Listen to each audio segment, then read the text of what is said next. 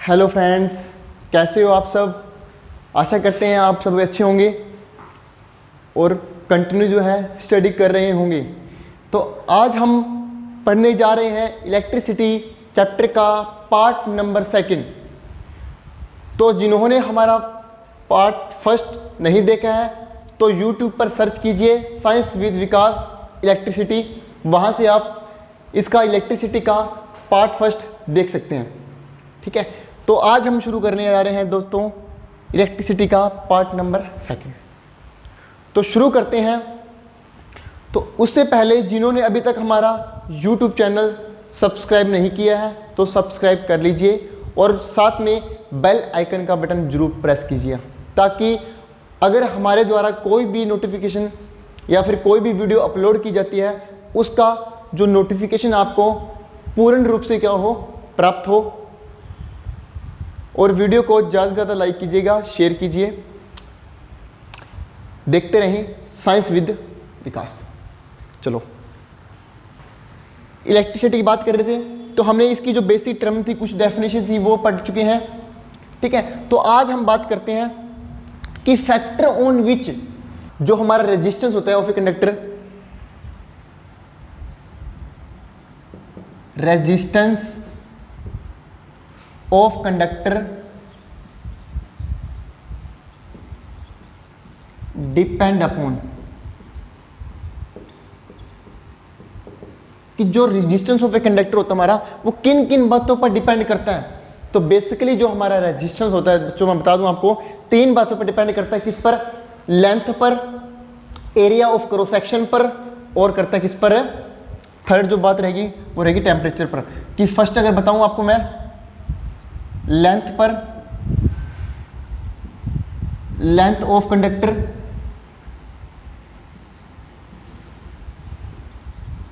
Second बात करें तो एरिया ऑफ क्रॉस सेक्शन,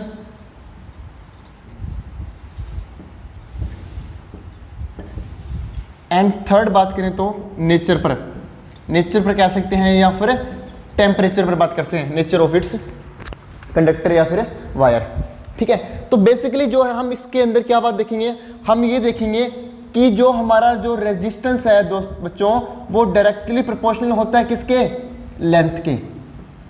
कि जो हमारा रेजिस्टेंस होता है, जो प्रतिरोध होता है, वो लंबाई मतलब कि लेंथ के क्या होता है? डायरेक्टली प्रोपोर्शनल होता है। और सेकंड टर्म में अगर बताऊं आपको कि जो रेजिस्टेंस होता है वो इनवर्सली प्रोपोर्शनल होता है किसके? एरिया ऑफ क्रॉस सेक्शन के। कि फर्स्ट बात में हमने क्या देखा कि जो रेजिस्टेंस हमारा लेंथ के क्या है? डायरेक्टली प्रोपोर्शनल होता है, और एरिया के क्या? इनवर्सली प्रोपोर्शनल होता है।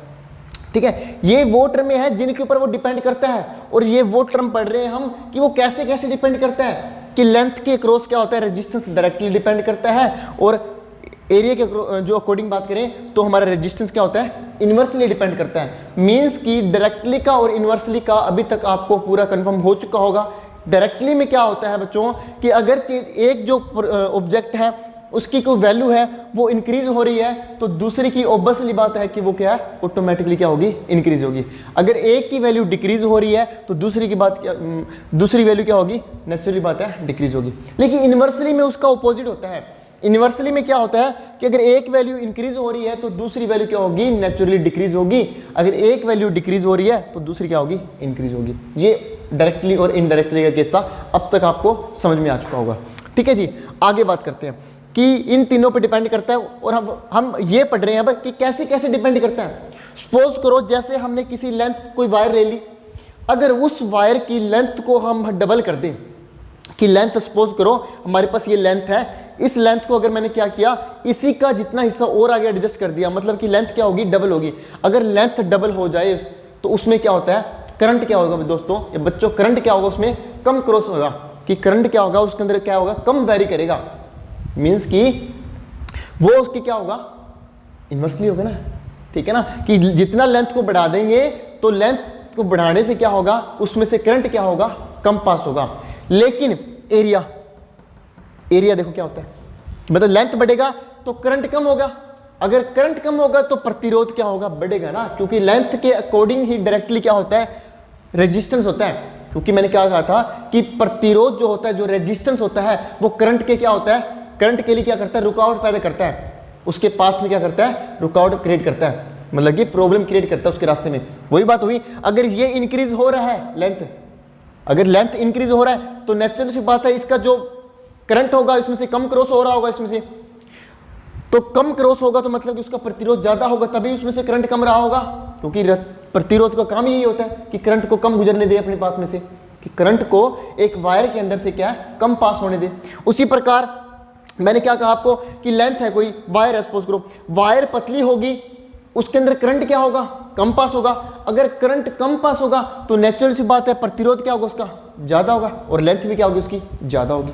ठीक है, उसी प्रकार इनवर्सली की बात करें कि किसी वायर हमारे पास को सपोज करो, और वायर क्या थिकनेस में है, मोटाई में है, तो वायर मोटाई में तो उसके अंदर जो करंट फ्लो करेगा वो क्या करेगा, कम करेगा, ज्यादा करेगा। नेचुरल सी बात है करंट क्या एरिया क्रॉस सेक्शन पे क्या करता है, इनवर्सली डिपेंड करता है कि क्या होगा, अगर उस वायर का जो एरिया होगा ज्यादा होगा तो रेजिस्टेंस क्या होगा उसका, कम हो जाए, क्योंकि ज्यादा होने से करंट क्या हो रहा है, ज्यादा फ्लो हो रहा है। करंट ज्यादा फ्लो होता है मतलब कि रेजिस्टेंस क्या होता है, कम होता है। तो ये बात ध्यान रखो, अगर जिस सर्किट में क्या है करंट ज्यादा फ्लो कर रहा है तो वो क्या होगा, लेंथ उसके अंदर क्या होगी, लेंथ उसके अंदर क्या होगी, कम होगी, ज्यादा, कम होगी। अगर लेंथ ज्यादा होगी तो रेजिस्टेंस क्या होगा, ज्यादा होगा, लेकिन करंट क्या इसमें से कम फ्लो होगा। लेकिन इस केस में क्या है, अगर क्या एरिया क्रॉस सेक्शन बढ़ा दें उसका वायर का, उसका एरिया बढ़ा दें उस वायर का, मोटाई में ले लें, थिकनेस में ले लें, तो एरिया क्या होगा इसका बढ़ जाएगा, तो मतलब कि उसके अंदर करंट जो फ्लो हो रहा है वो क्या होगा, ज्यादा होगा। करंट फ्लो ज्यादा होगा तो रेजिस्टेंस नेचुरली सी बात है कम होगा। ठीक है, तो इन दो बातों से मेरे पास एक तीसरी ऑब्जेक्ट निकल के आया और तीसरी टर्म निकल के आई। वो कैसे कि जब मैंने फर्स्ट और सेकंड को कंबाइन कर दिया, मींस की combine first and second,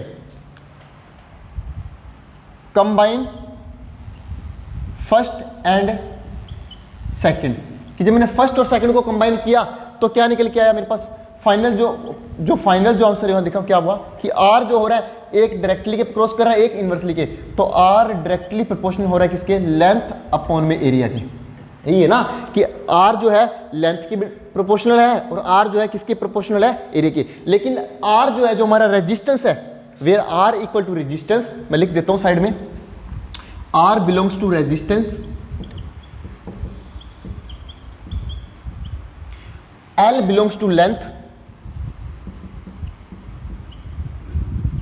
length समझ रहे हो ना किसकी, कंडक्टर की लेंथ की बात कर रहे हैं वायर की, और ए बात मैं करता हूं एरिया ऑफ क्रॉस सेक्शन, वो मैंने पहले ऊपर रिप्रेजेंट कर दिया है, एरिया ऑफ वायर या फिर क्रॉस सेक्शन। ठीक है, क्लियर है। उसके बाद कि जब मैंने इन दोनों को कंबाइन किया कि आर प्रोपोर्शनल है एल के और आर इनवर्सली प्रोपोर्शनल है एरिया के, तो इनको कंबाइन करने से मेरे पास फाइनल जो आंसर निकल के आया क्या, आर जो है कि जब हम क्या करते थे, आपने ओम्स लॉ के अंदर पढ़ा था, हम प्रोपोर्शनल का साइन हटाते हैं तो प्रोपोर्शनल का साइन हटाने से एक कांस्टेंट टर्म आ जाती है, और कांस्टेंट टर्म इसके अंदर क्या आएगी दोस्तों, इसके अंदर कांस्टेंट टर्म आएगी बच्चों क्या, R equal to rho L by A. समझ रहे हो ना कि इस प्रोपोर्शनल के साइन को हटाकर, इस डायरेक्टली प्रोपोर्शनल के साइन को हटाकर मैंने क्या लगा दिया, मैंने रो लगा दिया। यहाँ पर जो ये है इसको डिफाइन करते हैं रो, इसको बोलते हैं रेजिस्टिविटी। क्या बोलते हैं इसको दोस्तों, रेजिस्टिविटी।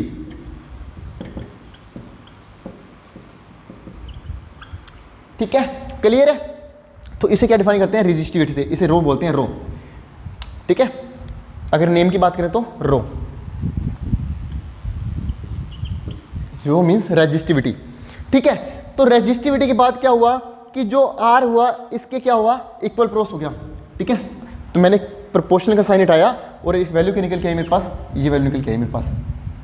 ठीक है, अब देखो, अब इसके अंदर जो ये वैल्यू है इनकी नेमिंग की बात करें अगर अपन, अब इनकी नेमिंग की बात करें तो मैंने बता दिया आर क्या होता है, रेजिस्टेंस होता है, रो क्या है, रेजिस्टिविटी डिफाइन कर रहा है, एल क्या है, लेंथ की, और ए क्या है, एरिया की बात कर रहा है। एरिया चाहे कैपिटल लिख लो चाहे स्मॉल कैपिटल लिख लेते हैं क्योंकि हम पहले कैपिटल लिखते आए हैं। ठीक है, उसके बाद अब क्या हुआ कि ये क्या आई बच्चे हमारे पास, एक मैथमेटिकली फॉर्म आ गई किसकी, रेजिस्टेंस की। तो इसी से अगर मेरे को रेजिस्टिविटी निकालनी हो तो रेजिस्टिविटी निकाल सकता हूं, मींस की रेजिस्टिविटी किसकी इक्वल हो जाएगी मेरे पास, रेजिस्टिविटी इक्वल आ जाएगी बच्चे मेरे पास क्या, equal to R A by में एल।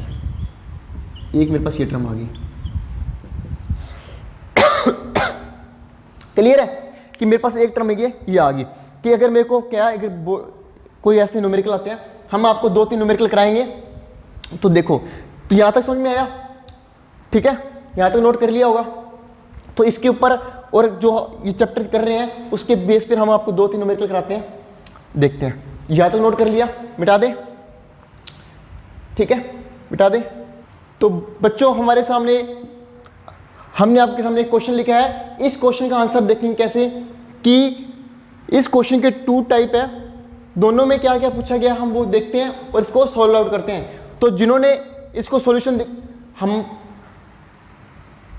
तो कोशिश कीजिए, ट्राई कीजिए, पॉज करके इस क्वेश्चन को ट्राई कीजिए और इसका आंसर कमेंट बॉक्स में लिखकर हमें भेजिए। चलो हम शुरू करते हैं। कर लिया होगा आपने, चलो आप करते हैं। कहता है कि how much current flow in A electric bulb from 220 voltage of sources if resistance of filament is 1200 ओम। कहता है कि इसके अंदर हमें गिवन क्या, पहले देखो गिवन हमें एक तो वोल्टेज गिवन है, पहला फर्स्ट टाइप कर रहे हैं हम, फर्स्ट टाइप, ठीक है, फर्स्ट टाइप कर रहे हैं हम आंसर कि वोल्टेज गिवन है हमारे को कितनी 220 वोल्टेज, और सेकंड क्या गिवन हमें, इफ रेजिस्टेंस आर गिवन है और आर कितना है 1200 ओम, ठीक है। तो V और R गिवन है, हमें फाइंड क्या करना है, हमें फाइंड करना है हाउ मच करंट। तो करंट कैसे फाइंड करेंगे बच्चे, according to Ohm's law. Ohm's law क्या कहता था, ओम्स लॉ कहता था कि V is equal to I R, V equal to I R. तो हमारे पास क्या गिवन है, वोल्टेज और रेजिस्टेंस गिवन है। वोल्टेज कितना है, मीन्स कि फाइंड क्या करना है हमारे को फाइंड करना है करंट। तो करंट को फाइंड करने के लिए मैंने क्या किया, ये जो टर्म थी इधर की इक्वल थी, मतलब कि इसके साथ मल्टीपल था कौन, रेजिस्टेंस, वो इसके साथ क्या आ जाएगा, डिवाइड में आ जाएगा। मतलब मेरे को आई फाइंड करना है, आई किसके इक्वल हो जाएगा, V अपॉन आर के, V अपॉन आर के। मतलब वोल्टेज कितनी है मेरे को 220 और रेजिस्टेंस कितना गिवन है 1200। क्या कट गया, 10 से 10 कट गई, 11 और 60 कितना हो गया, 11 और 60। तो 11/60, इसको और कट करना चाहिए, छोटा करना चाहिए तो कर सकते हैं, नहीं इसको यहीं पर छोड़ सकते हैं आंसर में, अगर करना चाहिए तो कर सकते हैं, अदरवाइज इसको इतना भी छोड़ सकते हैं यहाँ पर। अगर इसका आंसर की बात करें, इसको काटिंग मत करो तो 0.18 ampere, 0.18 ampere, because current find कर रहे हैं और करंट की यूनिट क्या होती है, एम्पियर होती है, क्या होती है, एम्पियर। तो ये फर्स्ट क्वेश्चन था, ठीक है, कर लिया नोट। उसी प्रकार सेकंड क्वेश्चन ट्राई कीजिएगा, सेकंड क्वेश्चन का ट्राई कीजिए और कमेंट बॉक्स में इसका आंसर लिख के भेजिए हमें, ट्राई कीजिए, जल्दी जल्दी पॉज कीजिए और इसका आंसर दीजिए। मिटा दें इसको, मिटा दें, ठीक है, मिटा देते। तो फर्स्ट क्वेश्चन किया, उसी प्रकार इसका सेकंड टाइप तैयार किए। सेकंड क्वेश्चन देखिए, इसका second question, sorry second part इसका क्या कहता है, how much current an electric heater coil draw from 220 voltage of sources if resistance of the heater coil is 100 ohm. कि गिवन क्या है हमारे को गिवन क्या है बच्चों, हमारे को एक तो वोल्टेज गिवन है, सेकंड पार्ट कर रहे हैं इसका बी पार्ट, कि वोल्टेज कितनी गिवन मेरे को 220 और रेजिस्टेंस कितना गिवन है 100। रेजिस्टेंस मेरे को गिवन है बच्चों इसका 100 ओम हीटर का। हमें इसके अंदर ये फाइंड करना है कि उसके अंदर कितना करंट फ्लो हो रहा है उस हीटर कॉइल के अंदर। तो वही बच्चे दोबारा से ओम्स लॉ लगाओ, यहाँ पर ओम्स लॉ क्या कहता है, V equal to I R. मेरे को फाइंड क्या करना है, I फाइंड करना है, तो I क्या हो जाएगी, I is equal to V upon R, I is equal to V upon R. Value put करो यहाँ पर, तो I इक्वल टू क्या आ जाएगा, V कितना है 220, R कितना है 100, 10 से 10 कट गई, कितना बच गया 2.2 क्या आ गया, एम्पीयर आ गया बच्चों, क्या आ गया, एम्पीयर आ गया। दैट इज आंसर, 2.2 एम्पीयर क्या आंसर आ गया। तो ये क्वेश्चन क्या था, ओम्स लॉ के ऊपर था। तो ऐसे 2-3 क्वेश्चन और मिलेंगे आपको बुक के अंदर, तो वहां से आप इसको ट्राई कर सकते हैं। आगे नेक्स्ट क्वेश्चन करते हैं।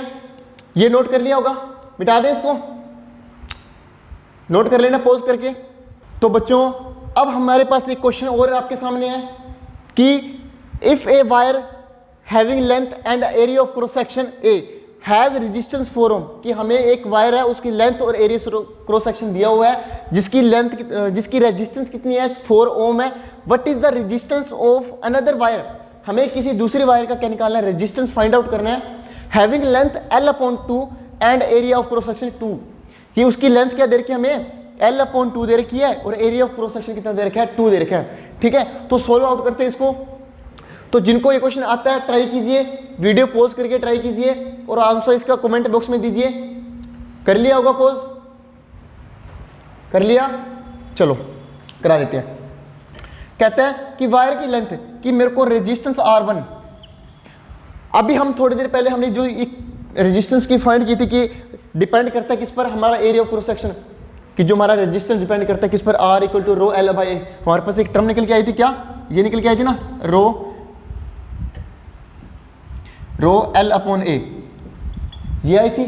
ठीक है, तो ये गिवन है मेरे को, गिवन मतलब कि इसकी वैल्यू क्या दे रखी है, 4 ओम दे रखी है, 4 ओम गिवन है। हमें क्या निकालना है, दूसरी वायर का क्या निकालना है, लेंथ ये गिवन है और एरिया गिवन है, हमारे दूसरी लेंथ का क्या निकालना है, रेजिस्टेंस फाइंड करना है। तो सेकंड जो वायर सपोज करो उसे R2 मान लो, उसका रेजिस्टेंस R2 फाइंड कर रहे हैं।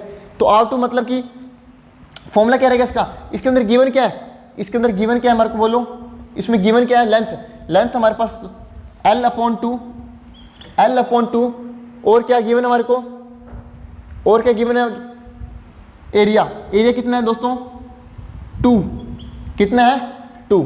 तो L/2 लेंथ हमारे को गिवन है ये, ठीक है, और एरिया क्या जाएगा इसके नीचे, एरिया क्या जाएगा इसके नीचे, क्योंकि नीचे गिवन है ना एरिया। ठीक है, तो इसको ऊपर ले जाएंगे, इन्वर्स करेंगे तो कितना बन जाएगा, ये बन जाएगा दोस्तों 1/4, आगे क्या बनेगा, ρL/, बस ये बनेगा क्या, कुछ और बनेगा, यही बनेगा क्या या कुछ और, यही बनेगा, क्योंकि 4A है तो 4A हो जाएगा। ठीक है, तो ρL/A, ये जो टर्म आई हमारे पास, ये वाली टर्म, इसका आंसर क्या होगा, हम पीछे मान के आए इक्वेशन, इसे फर्स्ट इक्वेशन नंबर दो, इसे इक्वेशन नंबर दे दो फर्स्ट, इसकी वैल्यू पुट करो यहाँ पर, क्या कि R2 क्या आ गया बच्चे हमारे पास, R2 = इसको मैं वैल्यू क्या पुट कर सकता हूँ इसकी, क्या मैं 4 ओम पुट कर सकता हूँ यहाँ पर, कर सकता हूँ यार, क्यों नहीं कर सकता। तो मैंने यहाँ पर 4 ओम पुट कर दिया, तो 4/4 ओम, मतलब 4 से 4 क्या हो गया, कैंसिल आउट। तो R2 क्या आ गया बच्चों मेरे पास, 1 ओम आ गया। समझ में आया क्या किया मैंने, ये फॉर्मूला लगाया, इस फॉर्मूले के अंदर क्या किया मैंने, इस फॉर्मूले की जो वैल्यू मेरे को गिवन थी क्या, ρL/A = 4 ओम था, तो मैंने इसकी वैल्यू यहाँ पर रखी। तो 1/4 इंटू में 4 ओम, सॉरी अपॉन में बाय इंटू में 4 ओम, 4 से 4 क्या हो गया, कैंसिल आउट, 1 ओम आंसर आ गया। तो 1 ओम क्या हो गया आंसर। तो क्वेश्चन कीजिए, नोट कीजिए, ठीक है, कर लिए नोट, बिठा दे इसको, बिठा दे। तो अब हम शुरू करते हैं रजिस्टर के बारे में। तो रजिस्टर क्या होता है, रजिस्टर की बात करते हैं।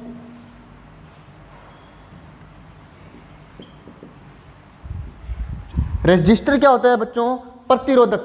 रजिस्टर क्या होता है, प्रतिरोधक। ठीक है, तो रजिस्टर आगे फर्दर 2 टाइप के होते हैं। जैसे क्या होता है, करंट के रास्ते में क्या, एक जो रेजिस्टेंस का काम क्या होता है, एक बाधा क्रिएट करना होता है, एक उसके प्रॉब्लम क्रिएट करता है उसके रास्ते में, कि जाने से रोकता है करंट को अपने पाथ में से। ठीक है, तो उसी प्रकार जो रजिस्टर होता है वो 2 टाइप्स का होता है। एक होता है, फर्स्ट की बात करें, 2 टाइप के होते हैं क्या, फर्स्ट रजिस्टर इन ए सीरीज और रजिस्टर इन ए पैरेलल। तो हम इनको सिंगल सिंगल एक्सप्लेन करेंगे। तो बात करते हैं रजिस्टर इन सीरीज की, फर्स्ट की बात करते हैं रजिस्टर इन ए सीरीज की। तो ये होता कैसे है, कनेक्शन कैसे होते हैं इसके, वो बात करते हैं।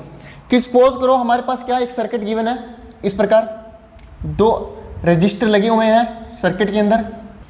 ठीक है, इन रजिस्टर को क्या हमने कनेक्शन दिया हुआ है, बैटरी से जुड़ा हुआ है, सेल या फिर बैटरी से कनेक्शन किया हुआ है इसको। यहां पर एक एम्पीयर मीटर लगाया हुआ है, यहां पर एक्सपोज करो हमारे पास एक की लगी हुई है, चलो कोई नहीं लगाओ ना लगाओ अलग बात है।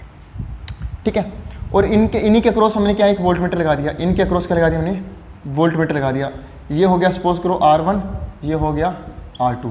ठीक है, यहाँ से पॉजिटिव हो गया, ये नेगेटिव, यहाँ पे करंट फ्लो कर रहा है I, इसमें पॉजिटिव हो गया, नेगेटिव हो गया, इधर से I। मीन्स कि अगर मैं आपको बताना चाहूँ कि जो रजिस्टर होता है इन सीरीज में, उसमें जो रजिस्टर लगे होते हैं, तो देख रहे होंगे आप, सीरीज का मतलब क्या होता है, एक ही लाइन में जितने भी मर्जी कंपोनेंट को लगा दो उस एक ही लाइन के अंदर, उसे बोलते हैं सीरीज सर्किट। सीरीज सर्किट का मतलब क्या होता है, एक ही लाइन के अंदर जितने मर्जी कंपोनेंट को लगाया हमने, क्या है सीरीज के अंदर। ठीक है, तो सीरीज के बाद कहता है कि इसमें एक बात अगर जो नोट करने वाली क्या, इसमें जो करंट होता है कि जो इस सर्किट के अंदर जो करंट वेरी करता है, जो करंट क्या करता है, मूव करता है इसके अंदर, वो क्या होता है, इक्वल करता है। मींस कि जितना करंट R1 में से क्रॉस होगा या फिर पास होगा, उतना ही कितने में से होगा, R2 में से। कि जितना करंट R1 में से पास होगा उतना ही होगा R2 में से। तो करंट जो इसमें से पास होगा वो इक्वल पास होगा, ठीक है। मींस कि यहां पर कितना हुआ, R1। तो अगर मैं यहां पर क्या दो बातें लिखूं, यहां पर फर्स्ट बात ये लिखो कि सीरीज के अंदर क्या होती है, सीरीज के अंदर current become same in circuit, पहली बात। सेकंड बात कि वोल्टेज डिफरेंस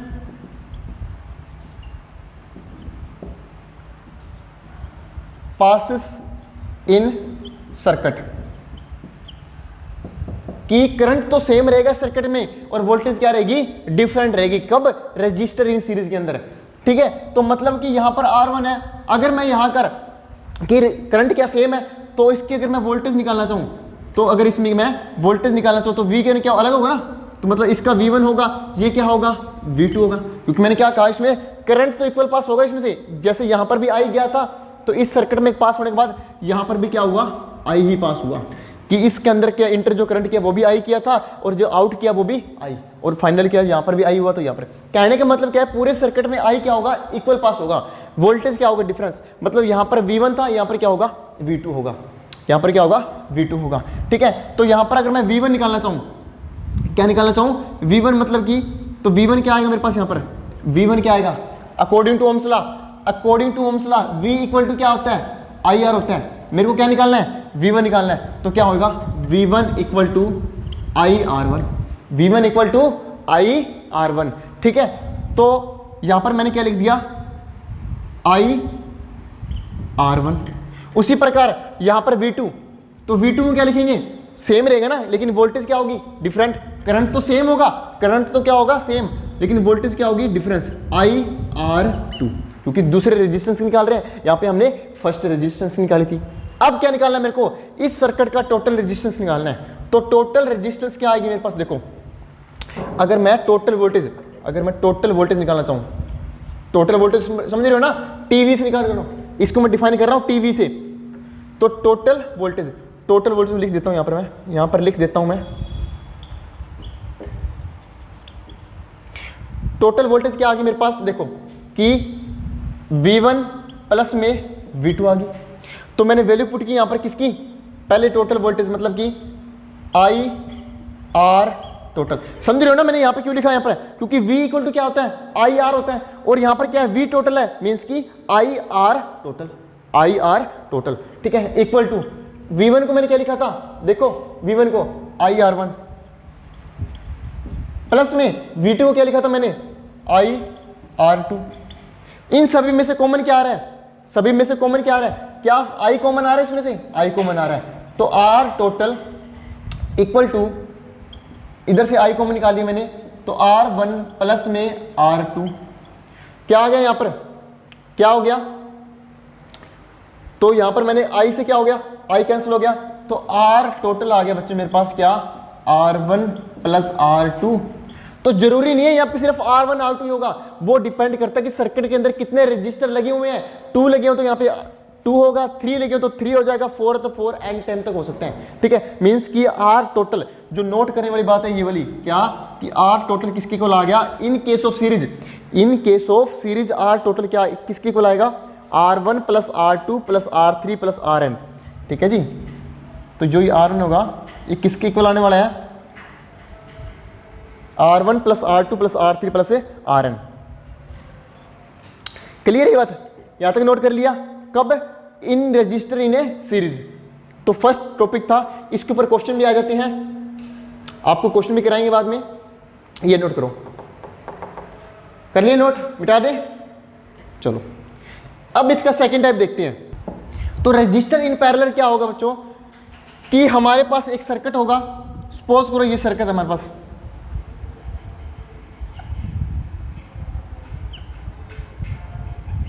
क्या हुआ कि मेरे पास इस प्रकार कोई सर्किट है, इसको मैंने नेमिंग दे दी बच्चों R1, इसको दे दी R2, इसको दे दी मैंने R3। क्लियर है? इसको नेम दे दिया बच्चे पॉजिटिव 1 नेगेटिव। यहाँ पर एक एमीटर लगा हुआ है, यहाँ पर एक एमीटर लगा हुआ है, एमीटर ये प्लस ये माइनस, ठीक है। और यहाँ से करंट वेरी कर रहा है I, ठीक है। यहाँ पर करंट इसके अंदर इंटर किया I, लेकिन इसमें एक दिक्कत क्या होगी, देखो इसमें जो प्रॉब्लम आएगी क्या, उसका समस्या हल भी हम करेंगे कि सीरीज में क्या हुआ करता था कि पूरे सर्किट में क्या था, एक ही रास्ता था, तो करंट क्या रास्ता क्या था, एक ही था, मतलब कि रजिस्टर जितने मर्जी लगे हो एक ही लाइन के अंदर, लेकिन क्या था, रास्ता तो एक था। लेकिन यहाँ पर क्या हुआ, रजिस्टर तो 3 लगे हुए हैं, लेकिन रास्ता भी क्या हो गया, तीनों का अलग अलग हो गया। ये एक रास्ता हो गया, 2 3, मतलब तीनों का जो पाथ हो गया वो क्या हो गया, डिफरेंट हो गया, ठीक है। तो यहाँ पर इसमें केस में क्या होगा, करंट क्या होगा बच्चों, करंट क्या होगा, डिफरेंट पास होगा। मीन्स कि यहाँ पर करंट इसके अंदर इंटर किया तो यहाँ पर गया I1, यहाँ पर गया I2 और यहाँ पर गया I3। यहाँ पर ऐसा हमने गलत लिख दिया, यहाँ पर R1 है तो I1 गया, R2 है तो I2 गया और R3 है तो I3 गया। कि जो I जो है वो 3 कंपोनेंट में टूट गया, आगे I3 जो है वो आगे 3 कंपोनेंट में टूट गया, ठीक है। तो 3 कंपोनेंट में टूटने के बाद क्या दिखा हमारे को, क्या कि जो यहाँ पर करंट मतलब कि वेरी कर रहा था डिफरेंट, लेकिन इसमें एक बात सामने आई, क्या वोल्टेज सेम रहेगा। तो यहाँ पर 2 बातें पहले लिखो, क्या फर्स्ट बात ये लिखो कि voltage become same in A circuit, in A circuit. Second बात लिखो, करंट डिफरेंट पास थ्रू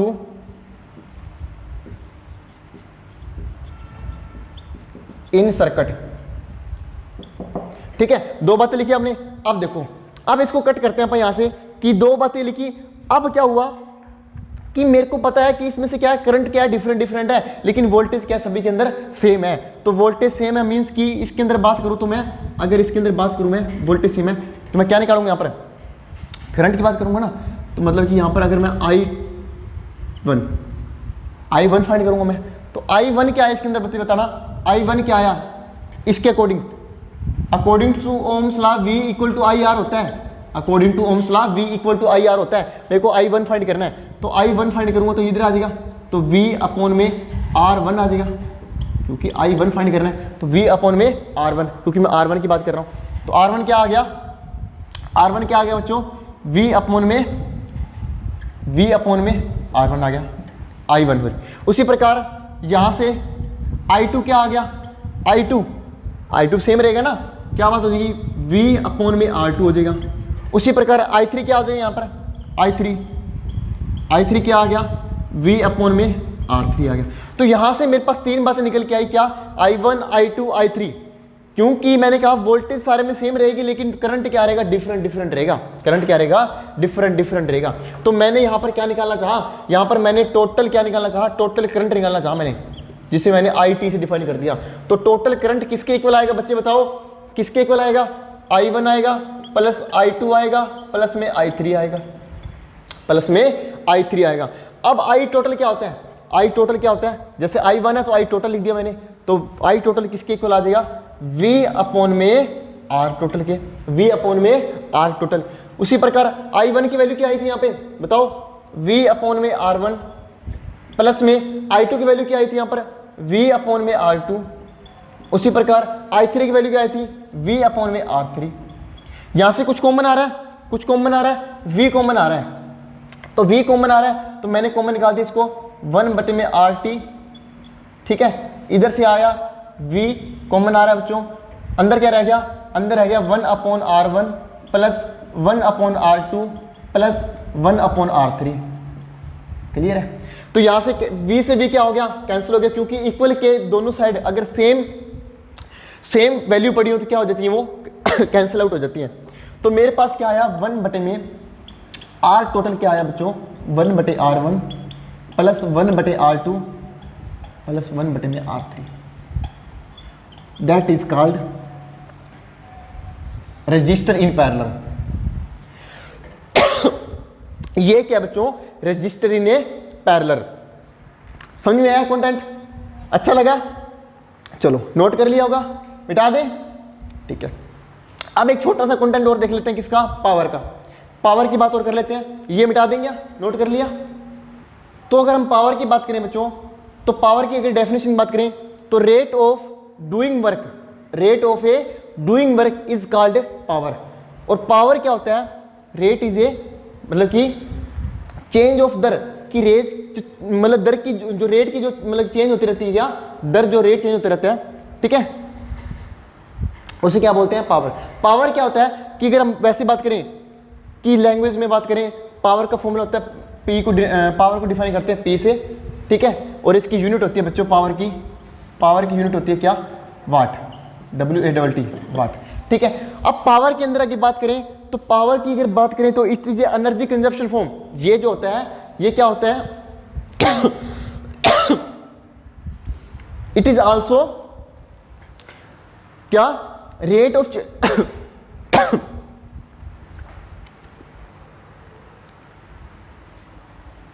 कि it is a rate of consumption of energy. ये एनर्जी का कंजप्शन रूप भी होता है, rate of A consumption of A energy. Energy का करता है कंजप्शन करता है, खपत करता है ये, ठीक है। तो बेसिकली क्या है? पावर जो होती है वो V क्रॉस I की V क्रॉस I, ये मल्टीपल डायरेक्टली नहीं है बच्चों, ये क्रॉस का निशान है, ठीक है, कि V मल्टीपल में I कि वोल्टेज एंड करंट के क्या दोनों के मल्टीपल के अनुपात को क्या कहते हैं? पावर कहते हैं। Peak power V voltage I क्या होता है? करंट होता है, ठीक है। तो यहां से क्या होगा? यहां से मैं अगर इसकी कोई और फॉर्म निकालना चाहूं पावर की, यहां से बच्चों मैं इसी पावर की फॉर्मूले से मैं आगे तीन आगे वैल्यू डिफाइन कर सकता हूं। कैसे? फर्स्ट ही होगी, फर्स्ट पावर की होगी।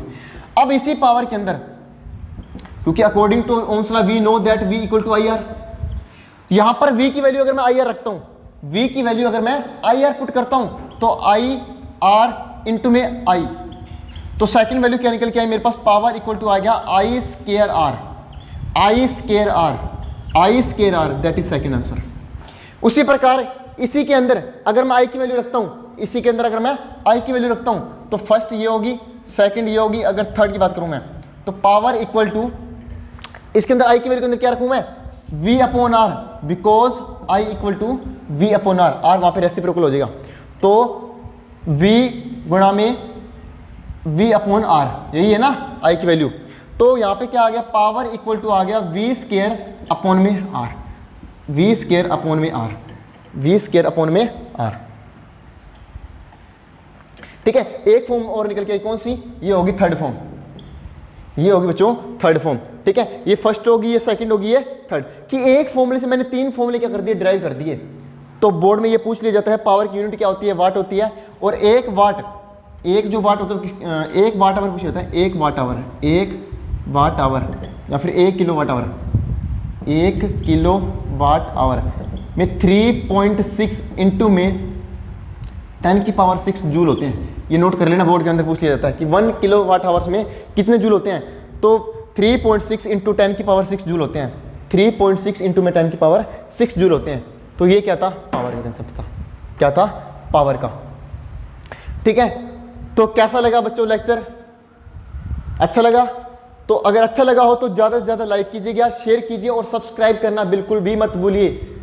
मिलते हैं एक और अच्छी और बेहतरीन वीडियो के साथ, तब तक देखते रहें साइंस विद विकास।